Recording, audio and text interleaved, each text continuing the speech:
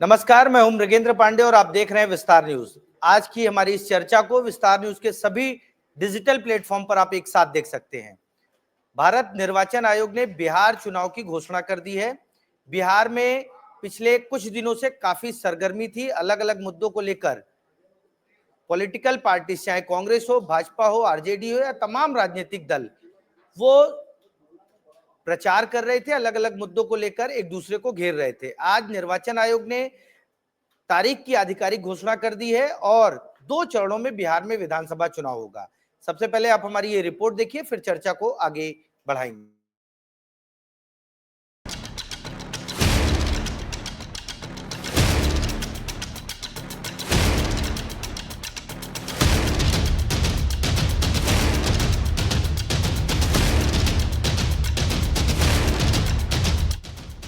बिहार के चुनाव 2 फेजेस में होंगे।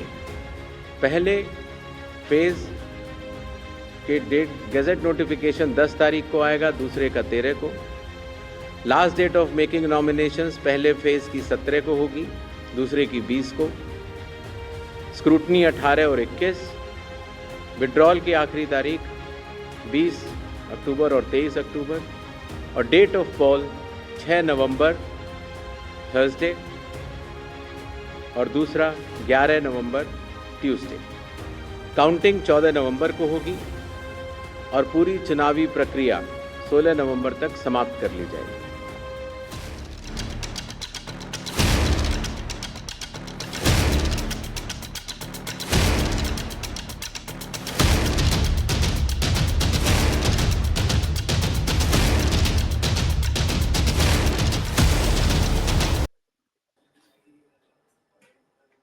बिहार के विधानसभा चुनाव का छत्तीसगढ़ से सीधा कनेक्शन है। छत्तीसगढ़ के बहुत सारे नेता बिहार में प्रचार करने जाएंगे, अपनी अपनी पार्टियों के पक्ष में प्रचार करेंगे, अपने उम्मीदवारों को जिताने की कोशिश करेंगे। आज चर्चा इसी बात पर है कि बिहार के चुनावी रण में छत्तीसगढ़ के नेता कितना जादू दिखा पाते हैं, उनका रंग कितना जम पाता है। आज इसी विषय पर चर्चा करने के लिए हमारे साथ भाजपा से शताब्दी पांडे जी हैं, आपका बहुत बहुत स्वागत है। कांग्रेस से अजय गंगवानी जी हैं, प्रदेश प्रवक्ता है। अजय जी, आपका भी स्वागत है। धन्यवाद। और हमारे पत्रकार साथी प्रत्युष सिंह, जो लगातार बिहार चुनाव को कवर भी कर रहे हैं, बिहार से आते भी हैं, वो इस चर्चा में शामिल होंगे। आप तीनों का बहुत बहुत स्वागत है। चर्चा की शुरुआत प्रत्युष से सबसे पहले करूंगा। आज चुनाव की घोषणा हुई है और 2 फेज में चुनाव होने वाले हैं। क्या लग रहा है पॉलिटिकल पार्टियों की अब आगे क्या कसरत रहेगी और इस जो आज घोषणा हुई उसका क्या असर देखने को मिल रहा है? प्रत्युष। देखिए मृगेंद्र जी, सबसे पहले तो आप कांग्रेस की रैली आपने देखा, आपने प्रशांत किशोर की रैली देखा जो डोर डोर कैंपेनिंग कर रहे थे। श्री यादव भी रैली वोटर अधिकार यात्रा पर निकले थे। लेकिन आप देखिएगा एक तरीके से कि एनडीए जो है अभी तक शांत था। एनडीए जो है अभी तक कुछ खास एक्सरसाइज नहीं किया है। पीएम मोदी की 2 रैली हुई है, 3 रैली हुई है, अमित शाह की 1 रैली हुई है। तो इसको देखिए कि अब एनडीए जो है अपना जो अंदर घात कह सकते हैं, जो समीकरण साध रही थी, उसका जो पूरा एक्सरसाइज है अब देखने को मिला है। क्योंकि एनडीए जो है एम टाइम पे, एम मौके पे जो है वो अपना हथियार फेंकती है। आज मैथिली ठाकुर एक बड़ा नाम है पूरे बिहार कह लीजिए या फिर पूर्वांचल कह लीजिए। उनके साथ आपने देखा कि विनोद तावड़े जो है वो मिले, नित्यानंद राय है वो मिले। आप देखिए पवन सिंह जो लोकसभा चुनाव में बागी हो गए थे, उनको साधा गया। तो बीजेपी और एनडीए पूरा जो है वो अब अपना पत्ता खोल रही है। और यही प्लस पॉइंट है बिहार चुनाव में कि जो विपक्ष था वो, क्योंकि वो विपक्ष में है, वो लोग तो पूरा जो दमखम है, तमाम जो योजनाएं हैं जो वो ला सकते हैं वो पहले ही खोल कर रख दिए। और एनडीए अभी तक शांत बैठा हुआ था और अब एनडीए अपना पत्ता खोलना शुरू किया है। अपना पत्ता खोल रहा है और अपने नए नए प्रयोग कर, क्योंकि एनडीए की तासीर है नए प्रयोग करना। शताब्दी जी, आपके पास आऊंगा। छत्तीसगढ़ के बहुत सारे भाजपा के नेता भी बिहार चुनाव प्रचार करने को जा रहे हैं। अभी अभी मंत्री बने गजेंद्र यादव, उनको भी वहां भेजा गया। क्या लगता है भाजपा जो है आपकी पार्टी, वो किस स्ट्रेटेजी से चुनाव लड़ना चाह रही है और छत्तीसगढ़ के नेताओं का किस तरीके से बिहार में उपयोग होगा? देखिए, निश्चित रूप से मोदी जी के विकास मॉडल का बहुत बड़ा प्रभाव हमको देखने को मिलेगा बिहार में। और विशेष तौर पे भारतीय जनता पार्टी ने जिस प्रकार से छत्तीसगढ़ में जनता का विश्वास जीता है, इसका भी असर वहां देखने को अपने को मिल सकता है।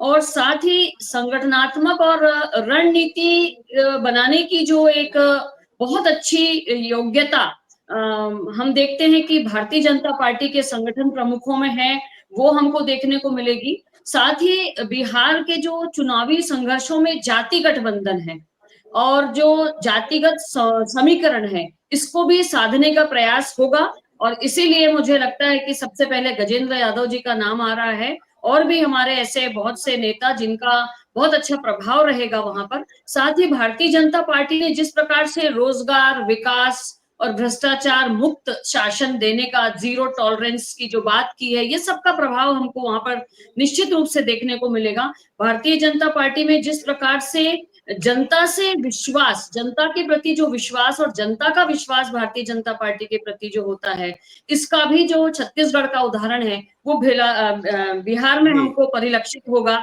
ऐसा मेरा मानना है।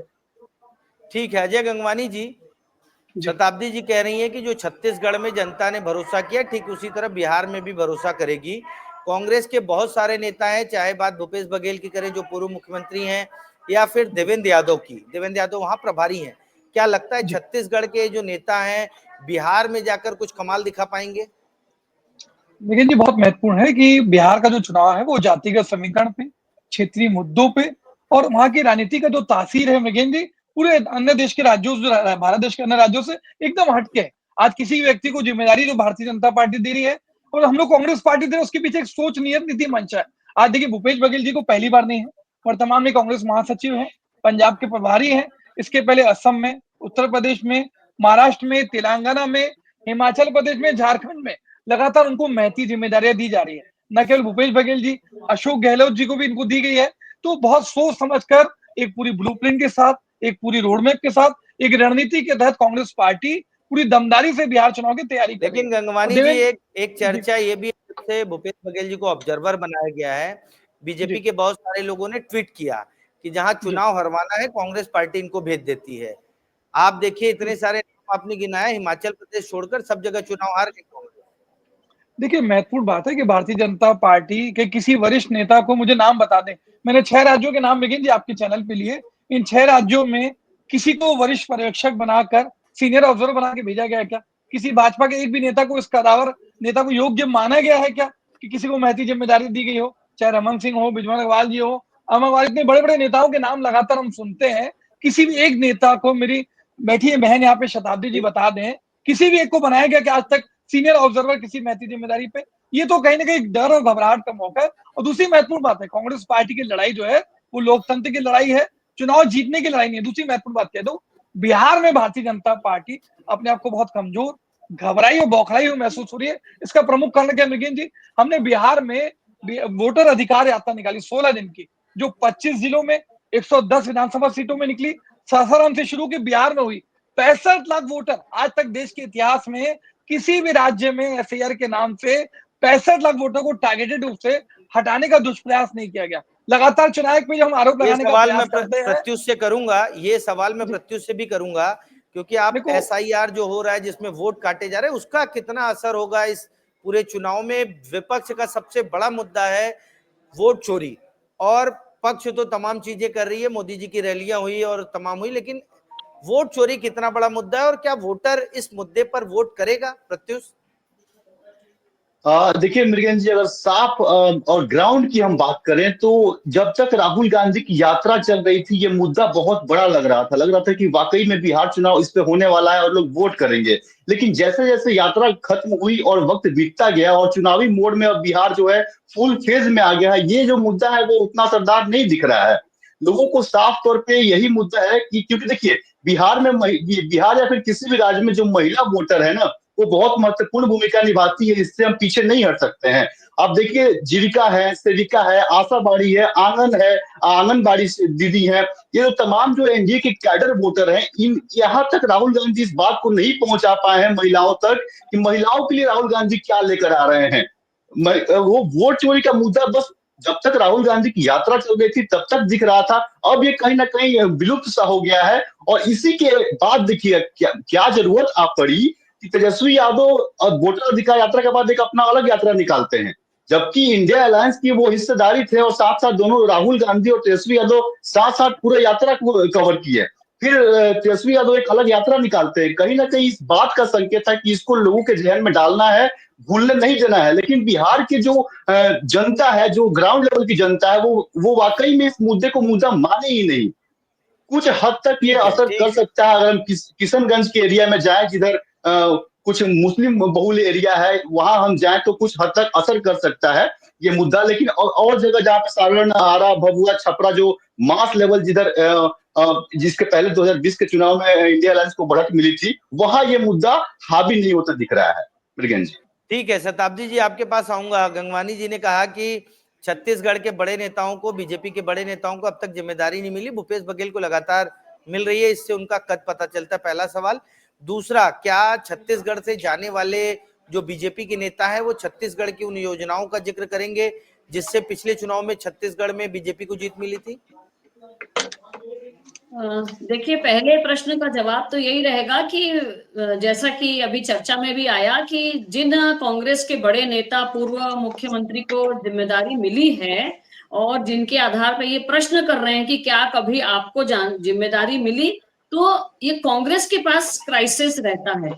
इसीलिए एक हारने के बाद एक हारे हुए राज्य के मुख्यमंत्री को बुला करके वहां पे प्रचार करवाते हैं, है ना। घोटालों की माला पहनकर हमारे पूर्व मुख्यमंत्री जी का पदार्पण होगा बिहार में, और छठी मैया की धरती से वहां की माताएं इनका क्या स्वागत करेंगी, ये तो हमको चुनाव के रिजल्ट बताएंगे।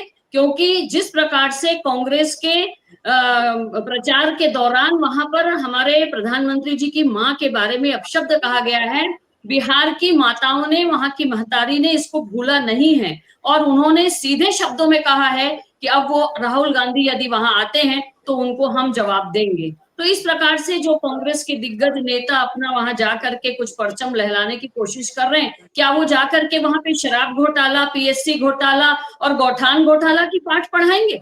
वहीं दूसरी ओर मैं कहूंगी, जो दूसरा प्रश्न था आपका, भारतीय जनता पार्टी के जो भी नेता जाएंगे, निश्चित रूप से संगठन के कार्यों के आधार पर उनका आचार व्यवहार होगा, जनता से सीधा संपर्क होगा, बूथ लेवल के और जितने भी हमारे कार्यकर्ता हैं जो हमारी चुनावी प्रक्रिया में शामिल होते हैं, उनके साथ उनका संवाद होता है, उनके साथ बैठकें होती हैं, घर घर संपर्क होता है।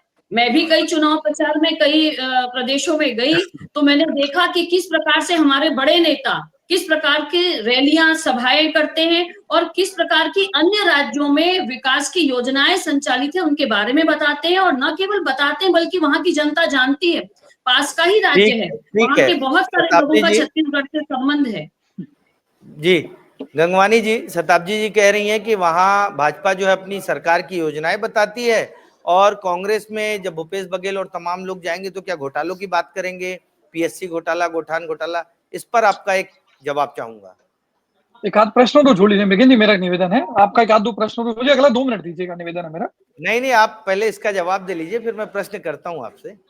हाँ, मैं वही कह रहा हूँ, मेरे बीच में आप पूछ रहे हैं, इसलिए मैंने आपसे बोला। देखिए, महत्वपूर्ण बात है, ये बड़े बड़े दावे करिए शताब्दी जी, भैया क्या आपने 500 रुपए महिला को सिलेंडर दे दिया क्या? क्या छत्तीसगढ़ में 1 लाख युवाओं को रोजगार दे दिया क्या? क्या 100 दिन नियमित कर्मचारियों को नियमित कर दिया क्या? क्या 18 लाख प्रधानमंत्री आवास दे दिए क्या? क्या किसानों को आपने 31 रुपए प्रति क्विंटल 21 क्विंटल खरीद दिया क्या? ये बड़े बड़े दावे करना, जुमलेबाजी करना बंद करिए चैनल में बैठ के। न केवल छत्तीसगढ़ की जनता अपने आप को 2.25 साल 21 महीने में ठगा हुआ महसूस कर रही है, क्या ये वादा खिलाफी लेके मेरी बहन वहां जाने का प्रयास करेंगी? ये तो दिखता है, किस मुंह से वहां जाएंगे जो लगातार न केवल हर राज्य में जहां इनकी सरकार बनती है बड़े बड़े दावे करते हैं मोदी गारंटी पत्र के नाम पे, जब पूरा करने की बारी आती है तो इनकी नियत नीति मंशा दिखती नहीं है। दूसरी महत्वपूर्ण बात मैं कह दूं, आपके पत्रकार यहाँ बैठे थे, जब चुनाव का परिणाम आएगा ना तो दिखेगा कि जो 16 दिन की जो वोटर अधिकार यात्रा का क्या प्रभाव पड़ा, क्या स्वस्फूर्त जन आंदोलन वहां मौजूद रहा, लाखों की भीड़ वहां लगातार राहुल गांधी को सुनने आ रही थी। आज ये लड़ाई जो है ये कांग्रेस पार्टी की लड़ाई नहीं है, ये लोकतंत्र को बचाने की लड़ाई लेकिन है। गंगवानी जी, फिर मेरा निवेदन है, मेरे को 2 मिनट दीजिए, मैं बार-बार आपसे बोला, उसी से जुड़ा सवाल है, उसी से जुड़ा सवाल है। मेरे को कंप्लीट तो करने दीजिए 2 मिनट, मुझे बात कंप्लीट करनी है, फिर पूछिए ना। मैं एक निवेदन, आप शताब्दी को 3 मिनट दे रहे हैं, मुझे 2 मिनट तो दे दीजिए भैया, मेरा निवेदन है आपसे। दूसरी महत्वपूर्ण बात कह रहा हूँ, 65 लाख, देखिए महत्वपूर्ण बात है, वोटर अधिकार यात्रा जो लड़ाई है वो कांग्रेस पार्टी की नहीं है। आज जो देश का संविधान, देश का कानून कहता है कि सही व्यक्ति को वोट देने का अधिकार है। 65 लाख वोटर, मैं तो पूछना चाहता हूं, अचानक चुनाव आयोग बिहार चुनाव के ठीक 4 महीने पहले, आज तक अभी किसी देश के इतिहास में एसआईआर 4 महीने लागू नहीं किया गया। टारगेटेड रूप से कार्रवाई क्यों की जा रही है? 65 लाख वोटर जो कानून जानबूझकर पिछड़े वर्ग है, अल्पसंख्यक है, जो कांग्रेस के जो वोटर है, उनको टारगेटेड रूप से काटने का प्रयास क्यों किया जा रहा है? जब हम चुनाव पे आरोप लगाने का प्रयास करती है तो भाजपा के प्रवक्ता जवाब क्यों देते हैं? ये रिश्ता क्या कहलाता है? क्या ये चुनाव को इनकी मिली भगत में इस चुनाव को प्रभावित करने का प्रयास किया जा रहा है? दूसरी महत्वपूर्ण बात मैं कहना चाह रहा हूँ, ADR, association for democratic reform, उन्होंने पूरे आंकड़े दिए कि 543 सीटों में 538 सीटों पर चुनाव हुआ। 538 सीटों पे वोटों का अंतर है। 362 संसदीय क्षेत्रों में 5,54,000 का, 176 संसदीय सीटों में 35,000 का वोट, मतलब दिखता है कि 99.5% सीटों पे चुनाव जो आंकड़े घोषित कर रहा है और जो वास्तविक है उसमें अंतर आ रहा है। ये दिखता है। जो लगातार जो गद्दी छोड़, वोट चोर गद्दी छोड़, पहली बात, लगातार वोटर अधिकार यात्रा। तीसरा महत्वपूर्ण बात है, जो बिहार का हमारा घोषणा पत्र है वो हर जनजाति वर्ग के लिए, पिछड़े वर्ग के लिए, महिलाओं के लिए मैती घोषणा है। ये सारे समीकरण जब बैठेंगे, जातिगत समीकरण के आधार पर योग्य उम्मीदवारों को टिकट दी जाएगी। दूध का दूध, पानी का पानी होगा। परिणाम देखिएगा जी। आप पूछ लीजिए। आपसे सवाल करूंगा क्योंकि 1 मिनट और आपसे आपको सुनना है। आप कहते हैं कि कम मिल रहा है। मैं बोल रहा हूं कि वोट अधिकार यात्रा राहुल गांधी ने निकाली, हमारे साथी ने कहा। उसके बाद तेजस्वी यादव को क्या जरूरत पड़ गई यात्रा निकालने की, क्योंकि कांग्रेस तो उनके साथ है और राहुल गांधी की यात्रा में तेजस्वी भी साथ थे, इंडिया गठबंधन के और साथी भी साथ थे। अब तेजस्वी यादव अकेले यात्रा पर निकले। क्या लगता है, तेजस्वी यादव अलग चलना चाह रहे हैं या फिर सीट शेयरिंग पे कांग्रेस के ऊपर दबाव बनाना चाहते हैं? देखिए, जो आप बात कह रहे हैं उसमें ऐसी कोई बात नहीं है। आज गठबंधन जो है वो पूरी एकता के साथ, पूरी जिम्मेदारी से लड़ाई लड़ा है। अभी लोकसभा सीट की बात करेंगे तो 75 और 19 ये आंकड़ा था। अभी भी जो है सीट शेयरिंग का बंटवारा बहुत स्पष्ट रहेगा, आपस में सहमति के साथ, संतुष्टता के साथ। महत्वपूर्ण बात है, मैं तो पूछना चाहता हूँ, क्या 16 दिन वोटर अधिकार यात्रा के बाद सारे गठबंधन के नेताओं को घर बैठ जाना चाहिए? क्या वो प्रयास नहीं करेंगे? देखिए, महत्वपूर्ण है, आखिर के 4 महीने, एक एक दिन कीमती है। सही कहा आपने, पॉलिटिकल पार्टी रोज मेहनत करती है, रोज काम करती है, रोज उसके बाद निकालती चुनाव है। जीतती है। प्रत्युष बिल्कुल, के पास 100% आऊंगा। प्रत्युष, जी। अभी वर्तमान में जो अलग अलग गठबंधन के दल हैं, चाहे वो इंडिया गठबंधन के दल हो या एनडीए के, क्या लगता है कि सीट शेयरिंग के बाद कुछ दल इधर उधर होंगे, कुछ बड़े नेता इधर उधर होंगे? आपने मैथिली ठाकुर का भी जिक्र किया, बहुत अच्छी गायिका है और देश भर में उनका नाम है। क्या ऐसे लोगों को लाकर बीजेपी बढ़त बनाने की कोशिश करेगी? बिल्कुल बीजेपी का यही कोशिश है कि हम अधिक से अधिक सीट जीतें, और जहां जहां उन्होंने लूज किया है, लोकसभा चुनाव से भी सीख लेते हुए और पिछले बार विधानसभा चुनाव से भी सीख लेते हुए वहां वहां वो काम कर रही है। अभी गंगवानी जी कह रहे थे, एक बात हम बताना चाहते हैं। मेरा कहने का मतलब ये नहीं था कि वोटर अधिकार जो यात्रा है वो फ्लॉप रही। मैंने ये नहीं कहा, मैंने बस ये कहा कि जिस मकसद से राहुल गांधी गए थे और जनता के बीच में कितना असरदार साबित हुआ, ये उस जो हम लोगों ने अनुमान लगाया था यहाँ से देख के, उस लेवल का असर अभी नहीं दिख रहा है। अब रहा बात एनडीए के जो दल हैं वो अलग हो सकते हैं या फिर नहीं हो सकते हैं, तो लगभग सीट शेयरिंग का जो फॉर्मूला है वो पहले ही तय कर लिया गया है। बस औपचारिक जो ऐलान है वो बाकी है, क्योंकि इस बार बिहार चुनाव आम चुनाव जैसे होते रहा है पहले वैसा नहीं है। प्रशांत किशोर की जो एंट्री है वो वाकई में सबको जो है वो परेशान कर रही है। नेताओं से जब मेरी बातचीत होती है तो नेता लोग बस इतना ही कहते हैं कि अरे यार, ये प्रशांत किशोर आके हमारे चुनाव को और मुश्किल कर दिया। तो प्रशांत किशोर एक जो फैक्टर है वो बिहार में, प्रशांत किशोर के आने से मुश्किल किसको हुई है, इंडिया गठबंधन को या बीजेपी गठबंधन को? देखिए, अगर हम बीजेपी एनडीए गठबंधन की बात करें तो वो कुछ हद तक, मतलब एनडीए को ज्यादा प्रशांत किशोर डैमेज नहीं कर रहे हैं। डैमेज कर रहे हैं प्रशांत किशोर तो इंडिया को कर रहे हैं। प्रशांत किशोर हमेशा कह रहे हैं कि मुस्लिमों को ठगा गया है।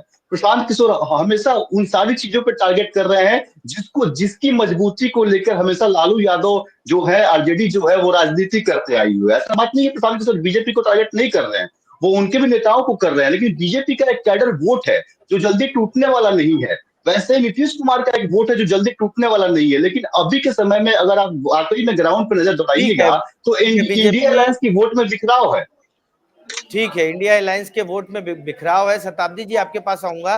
छत्तीसगढ़ के नेता, तमाम नेता, आज ही राजनांदगांव सांसद संतोष पांडे गए, जिन्होंने पिछले लोकसभा चुनाव में भूपेश बघेल को चुनाव हरवाया था। आज ही भूपेश बघेल भी वहां जाने वाले हैं।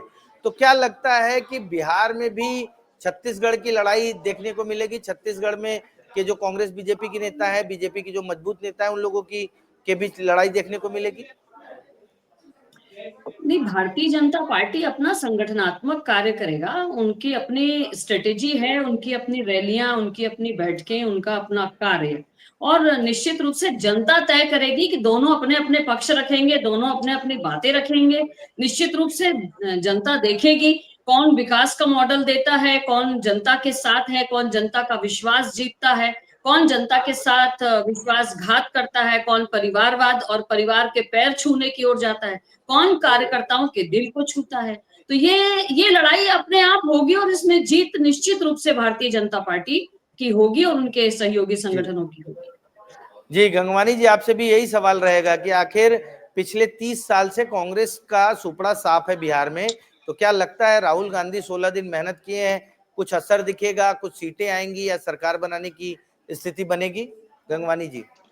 देखिए, बहुत स्पष्ट कह दूं, 2 चरणों में चुनाव है। 14 नवंबर को दूध का पानी होगा। यहाँ शताब्दी जी जो लगातार बड़े-बड़े दावे कर रही है, घमंड अहंकार जो उनकी बातों में दिख रहा है, बिहार की किस जनता बात का इनको घमंड? उखाड़ गलत बात फेंकेगी। ना करें। मैं कंप्लीट कौन कर लूं सा शताब्दी घमंड? जी। मृगेंद्र मैं जी, स्पष्ट मैंने क्या घमंड किया? मैं तो शांति से बात ये कर बीच रही में हूँ। डिस्टर्ब क्या मत करिए घमंड की शताब्दी जी, बात कर अपनी रहे बात हैं? करिए ना। मैं डिस्टर्ब करूंगा, अच्छा नहीं लगेगा आपको। नहीं आपने नहीं, तो स्पष्ट ऐसे रूप से ऐसे कहा आप ना, व्यक्तिगत आरोप न लगाए ना। मैं नहीं कौन नहीं, सा आप घमंड तो और मुझे दावे करें। आप चुनाव के परिणाम के पहले ही घोषणा कर दी कि हम चुनाव जीत जाएंगे, तो घमंडी तो है तो आपको, और क्या जीते है? में आप विश्वास इसको तो क्या आप भी मानती रखिए हैं? ना, आप क्यों डर रहे अरे हैं? बड़े मेरा निवेदन है मेघे जी, गंगवानी थोड़ा जी, शांति से घमंड सुन ले। घमंड को पॉजिटिव में लेंगे तो उनको भरोसा है, उनको विश्वास है कि भाई, उनकी जीत भरोसा होगी। शब्द यूज करती तो अलग आप महसूस होता। बताइए, ये कहीं आप इनकी, मैं बताइए। कंप्लीट कर लूं। देखिए, महत्वपूर्ण बात है आज जो ये धरातल की स्थिति है, आज महत्वपूर्ण बात है। माननीय राहुल गांधी जी ने 2 प्रेस कॉन्फ्रेंस दी। महादेवपुरा में पूरे सबूतों और तथ्यों के साथ 1,250 वोट की चोरी। आनंद में जिस प्रकार देखा, केंद्रीकृत रूप से जो है 6,000 वोटर जो डिलीट किए गए। न केवल बिहार की जनता, देश की जनता समझ रही है कि चुनाव की मदद से भारतीय जनता पार्टी वोट की चोरी करके सरकार बनाने में सफल हो रहे हैं। आने वाले बिहार चुनाव में बिहार की जनता पूरे देश को एक संदेश देगी कि जिस प्रकार से लगातार लोकतंत्र की हत्या का दुष्प्रयास किया जा रहा है, किसी भी व्यक्ति को जो वोट देने का अधिकार है, उसका सबसे मौलिक संविधान अधिकार है, जो लोकतंत्र की प्रणाली का मूल आधार है, एक स्वतंत्र और निष्पक्ष सरकार चुनने का आधार है। आज कहीं ना कहीं चुनाव की मदद से भारतीय जनता पार्टी आज जो मताधिकार का जो मौलिक अधिकार है, उसमें सीधा चोट करने का दुष्प्रयास कर रही है। न केवल वोटर अधिकार यात्रा, वोट चोर गद्दी छोड़ो अभियान, उसके अलावा जो हमने महत्वपूर्ण बात मैं कह दूं कि आबादी के अनुरूप आरक्षण बढ़ा के हमने मंत्रिमंडल में स्पष्ट रूप से वादा किया है कि आरक्षण को बढ़ाया जाएगा, नवीन सूची में शामिल किया जाएगा। पंचायत और नगरीय निकाय चुनाव में आरक्षण को 20% बढ़ा के 30% किया जाएगा। लगातार महिलाओं के लिए, युवाओं के लिए, किसानों के लिए, उनकी जनता के ठीक है, बीच जाके ठीक है, पूरी सोच समझ के घोषणा पत्र बनाया गया है। तो सारा जो कॉम्बिनेशन बैठेगा, न केवल घोषणा पत्र, ठीक है, एफआईआर ठीक है। की प्रणाली, कांग्रेस वोट कांग्रेस चोर और उसके गद्दी छोड़। गठबंधन के लोग कांग्रेस और उसके गठबंधन के लोग कॉम्बिनेशन बिठा रहे हैं, घोषणा पत्र भी आ रहा है, तमाम वादे किए जा रहे हैं। एक आखिरी सवाल रहेगा, क्या राहुल गांधी ने दावा किया था, कुछ दिनों पहले घोषणा की थी कि एटम बम आएगा और पूरा हिल जाएगा? बिहार चुनाव की घोषणा हो गई, तारीख आ गई, क्या राहुल गांधी का एटम बम आएगा और उस एटम बम का क्या बिहार चुनाव पे असर पड़ेगा? देखिए, चूंकि उन्होंने वोट चोरी के मुद्दे को लेके वो आगे बढ़े हैं और बिहार चुनाव में वो अधिकार की यात्रा भी निकाले हैं, तो अब चुनाव का तो तारीख का ऐलान हो गया और साथ ही साथ अब आचार संहिता भी लागू हो गया। तो अब देखना ये होता है कि राहुल गांधी अब कौन सा प्रेस कॉन्फ्रेंस करते हैं और क्या लेकर आते हैं। क्योंकि उन्होंने ये भी कहा था कि हमें, हमारी जो टीम है वो रिसर्च करती है और बहुत वक्त लगता है, ये काफी लंबा दिनों का जो प्रोसेस है वो हम आपके सामने ला रहे हैं।